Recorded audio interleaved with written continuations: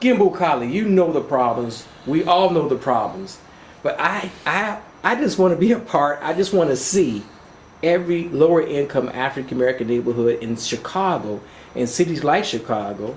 These neighborhoods hopefully at one point will be safe, clean, with excellent schools. Let me say that again slow. Safe, none of that crime and all that drama we've been knowing all our lives.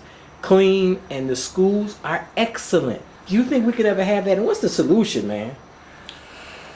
Well, that's a very difficult, complex question. And I would kind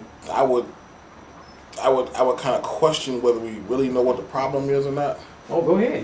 You think we don't know it? I think we don't know what the problem is. Oh, that's cool. Because we don't know what the problem is. Okay. We keep barking up the wrong tree for a solution. We think we know. We think we know, but we really don't. That would be my contention. Yes. Yeah, go ahead.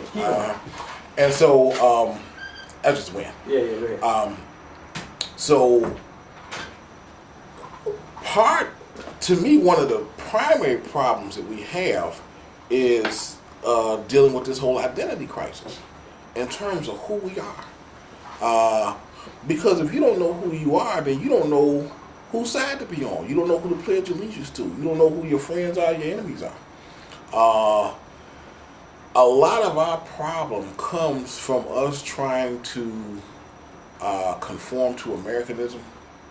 A lot of our problem comes from our trying to fit a round peg in a square hole.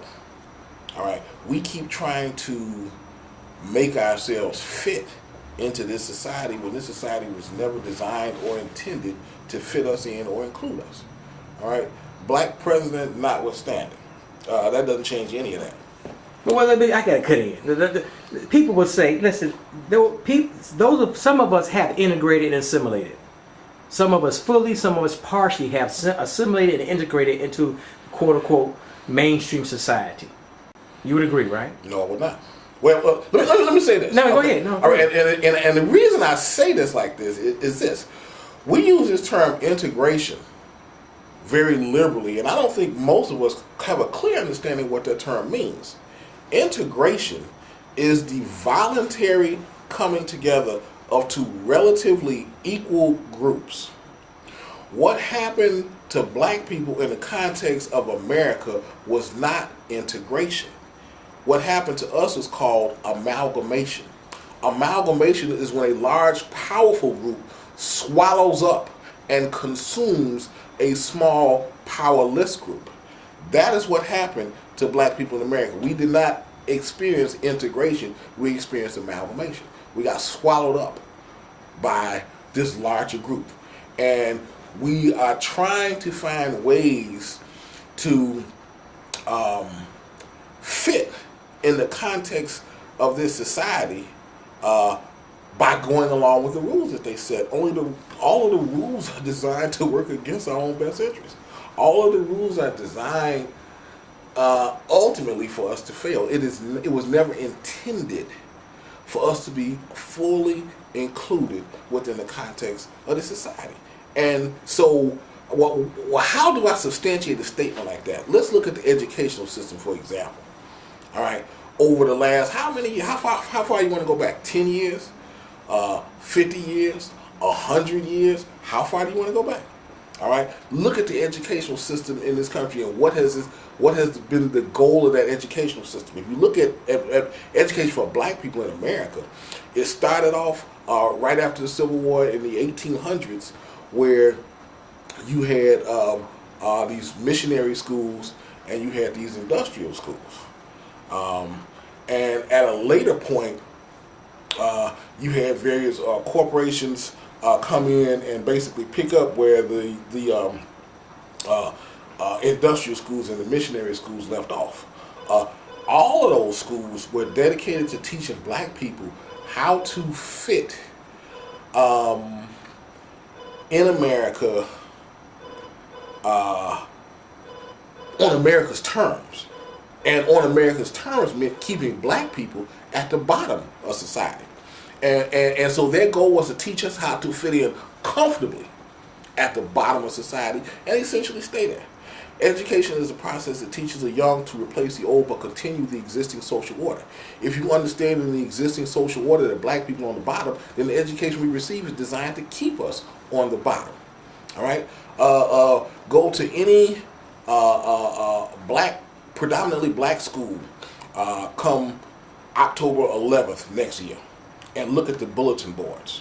All right? Black school, black teachers, black principal, black students. And they still got up on the bulletin board about how Columbus discovered America. Still perpetuating white supremacist lies and insanity. Go to that same school in November, and you'll see the Thanksgiving displays on the bulletin board. Go to that same school in December, and you'll see Santa Claus all up on the bulletin board. This is us perpetuating this white supremacist insanity to our own people, supposedly trying to get them to fit inside this place that will never accept us. What more do they have to do? What more? If Hurricane Katrina did not show black people where we actually stand and fit in the context of America, I don't know what will. Yeah, but what's the big word? You're a professor. It's a conundrum. We are just like in slavery. Most of our employers are white men. Yep. Just like it was in slavery. Yep. So in a lot of respects, things haven't changed. But there's this illusion because we have an African American president. We have African American millionaires and billionaires. We have African Americans winning Academy Awards and doing great things. But that's only a small percentage of us, right? Right. And let me shift gears a little bit because what you asked for was solution. So let me try and. Well, you know what I'm trying to say. Right. Go ahead. I understand what you're saying. Yeah. So let me offer these as some possible solutions. Number one, I think parents need to start being parents again.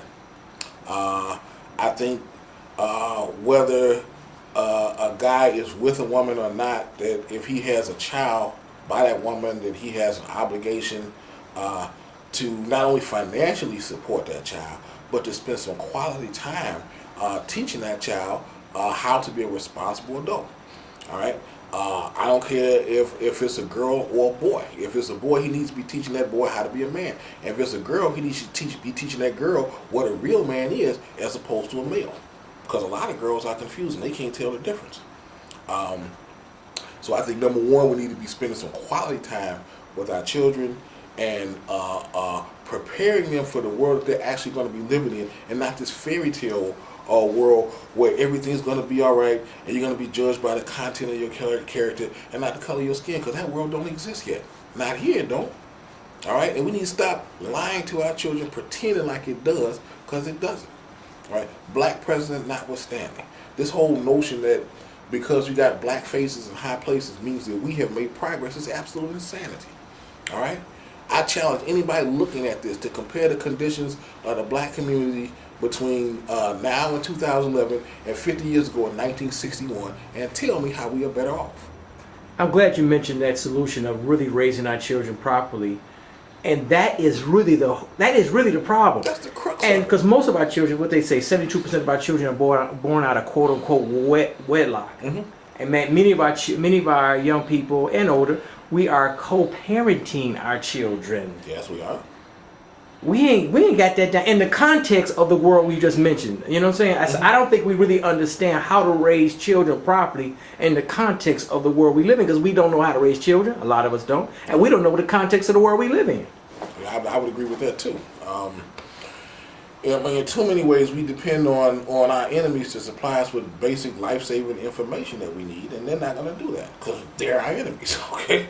But the paradox is that we're going to have to go to our enemies for a job. That's the problem. We have an enemy, right? I mean, whether it's mythical or ephemeral enemy, okay? But that quote-unquote enemy, the system, the man, we still got to go to them for a job. You know what I'm saying? We exist because of the benevolence of the system. Well, I mean, that's true. You know what I'm saying?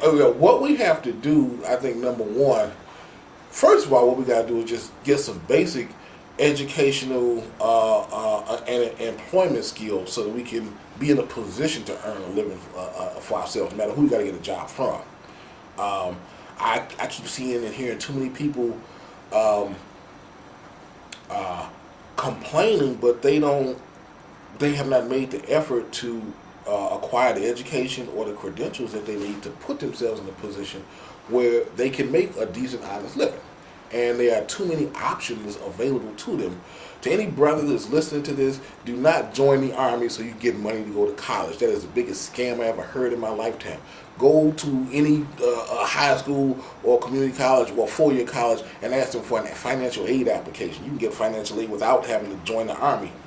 In addition to the fact that joining the Army is no guarantee that you're going to be able to get money for school anyway. I recall a case where, and this is a white guy, who joins the Army so he can get money to go to college. His unit gets ambushed over in Iraq. He wakes up 3 days later in the hospital, and he's injured so badly he can't return to the war, so he's sent home, and he ends up getting a bill from the U.S. government. He got a bill for his helmet and his rifle and his uniform. His helmet and his rifle because they were missing because the people who shot him stole it, and he got a bill for his uniform because it had holes in it. These just happen to be the bullet holes that the person who shot him put in his uniform when he got shot. And he got a bill from the United States government for his uniform with the holes in it. All right, so if that's what they do to him, and you think you're going to join the U.S. military and get treated fairly, again, a lot of this works because people just constantly buy into silliness. We need to finish our high school education. I totally agree. And then a lot of us need to go to at least the junior college. But I didn't go because I was weak. The system, I mean, you get beat up by teachers, administrators, families. They say, you know what, you ain't smart enough, you're too dumb, or the whole system. We don't foster, especially in our communities, the African American community, we don't foster education. We don't really help young men and young women say, you can do this. It may take you 6 years to get your associate's degree, but we're going to help you do this. Right. I would agree. We need to encourage our young people as much as possible to go to school and get themselves some skills. If they don't feel like they're college material, go to a trade school. Learn how to be a bricklayer or electrician or something like that, because they make more money than a lot of people with college degrees anyway.